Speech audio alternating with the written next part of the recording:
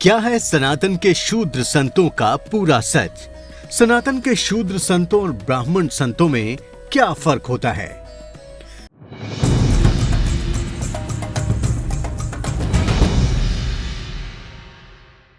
दोस्तों, सनातन हिंदू धर्म में वर्ण और जाति व्यवस्था को लेकर खूब चर्चा होती है। इसको लेकर खूब आलोचनाएं की जाती हैं। इन्हीं आलोचनाओं के दम पर दलित चिंतन, दलित लेखन की आधारशिला रखी गई है और इसी के आधार पर दलित चिंतकों और दलित वक्ताओं की भी झड़ी लग गई है। दोस्तों, आज हम आपको सनातन विरोधी दलित चिंतकों और सनातन के महान दलित संतों से जुड़ी असलियत को तर्क के साथ आपके सामने रखेंगे, जिससे आप पूरे सच को ठीक ठीक देख सकेंगे। पहले आपको कुछ महान दलित संतों के बारे में ऐसी जानकारी देते हैं जो कम ही लोगों को पता है। इनमें सबसे पहले आपको संत रविदास के बारे में बताते हैं।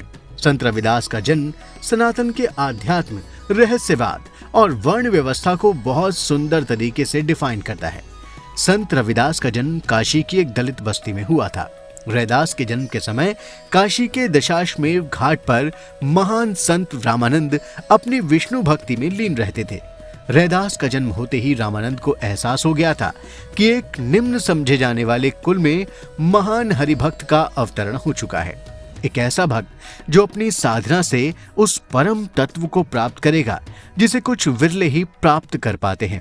कहा जाता है कि संत रविदास जब सिर्फ 9 दिन के ही थे तभी उन्होंने दूध पीना छोड़ दिया।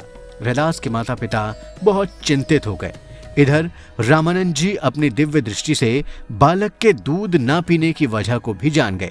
अति उच्च कुल के ब्राह्मण रामानंद तुरंत दलित बस्ती की तरफ चल दिए। सनातन के समाज का ये वो दौर था जब जाति व्यवस्था की जड़ें बहुत मजबूत थीं। एक दलित बस्ती में एक ब्राह्मण जो कि एक पुजारी भी हो, उसके वहां जाने के बारे में कोई सोच नहीं सकता था।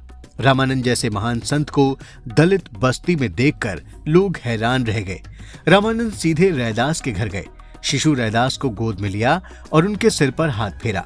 फिर रामानंद जी ने रैदास के माता पिता से कहा कि अब चिंता की कोई बात नहीं है, ये बालक अब दूध पिएगा।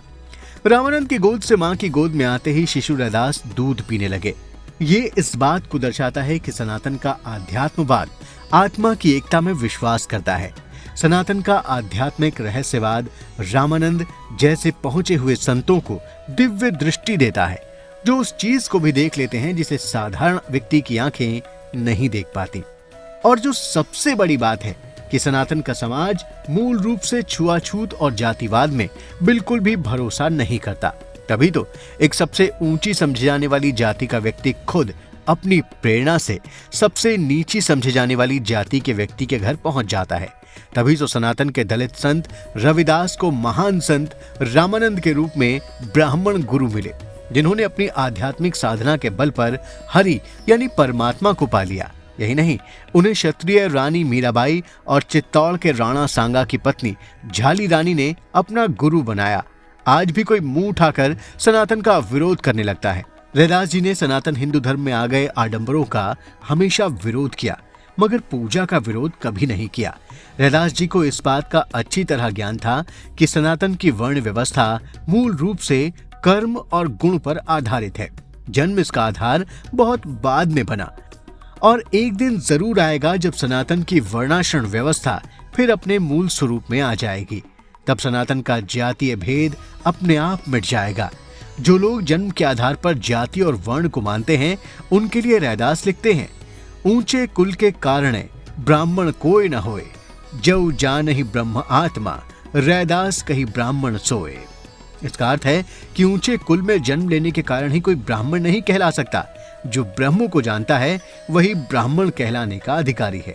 साफ है कि रैदास ने वर्ण व्यवस्था या ब्राह्मण वर्ण का विरोध नहीं किया, केवल जन्म के आधार पर ही किसी को ब्राह्मण मानने या 4 वर्ण निर्धारित करने का विरोध किया। रैदास ने जाति व्यवस्था को लेकर भी कोई विद्रोही तेवर नहीं दिखाए, बल्कि उससे बाहर निकलने के लिए सनातन के अंतर्गत ही एक सकारात्मक मार्ग बताया।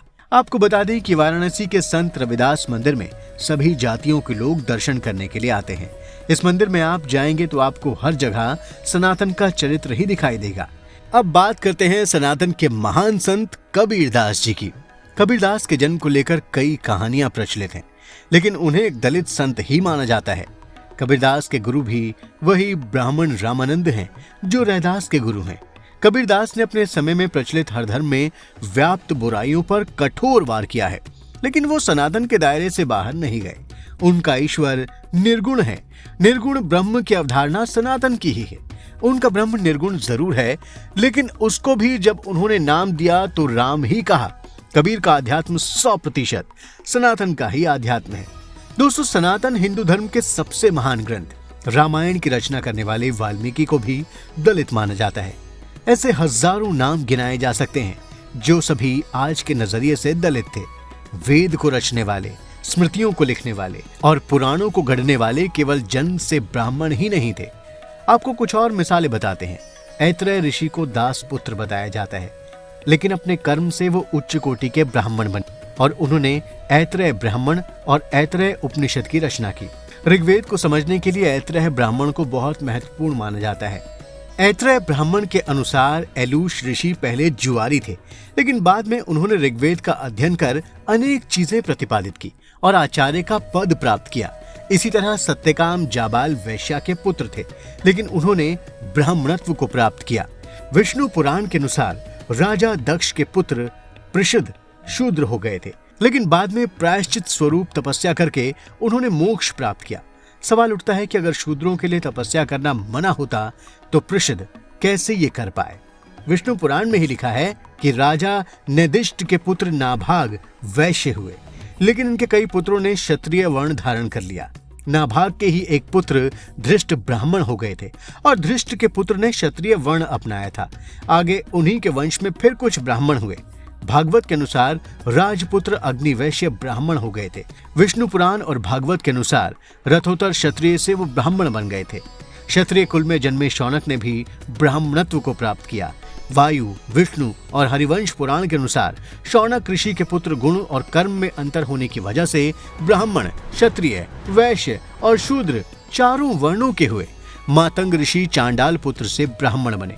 विश्वामित्र खुद क्षत्रिय थे, लेकिन अपने तप से उन्होंने ब्राह्मणत्व को प्राप्त किया, जबकि विश्वामित्र के पुत्रों ने शूद्र वर्ण को अपना लिया था। आधुनिक युग में स्वामी रामदेव, बाबा बालकनाथ, कन्हैया प्रभुनंद गिरी जैसे कई पिछड़ी और दलित जाति के संत हमारे बीच मौजूद हैं। हर जाति के लोग इनका संत के रूप में अत्यधिक सम्मान करते हैं। इन लोगों ने अपने पिछड़ी या दलित होने का रोना कभी नहीं रोया। दोस्तों, आज भी ब्राह्मण, क्षत्रिय, वैश्य और दलितों में समान गोत्र मिलते हैं। इससे पता चलता है कि ये सब एक ही पूर्वज, एक ही कुल की संतान हैं। सनातन के संतों में कोई भेद नहीं है। महान संत किसी भी वर्ण का हो सकता है। सनातन की वर्णाश्रम व्यवस्था मूल रूप से गुण और कर्म पर आधारित है। बाद में वर्ण व्यवस्था गड़बड़ा गई और लोग कई जातियों में बंट गए। इन महान दलित संतों ने लोगों के दिलों में विद्रोह नहीं, सद्भाव पैदा किया। इन्होंने सनातन की एकता की बात की, समूल नाश की नहीं। दोस्तों, ये वीडियो आपको जरूर पसंद आया होगा। अब आप इसे लाइक और शेयर करें और हमारे चैनल को भी जरूर सब्सक्राइब करें। और हाँ, नोटिफिकेशन के लिए बेल आइकन दबाना बिल्कुल ना भूलें। धन्यवाद।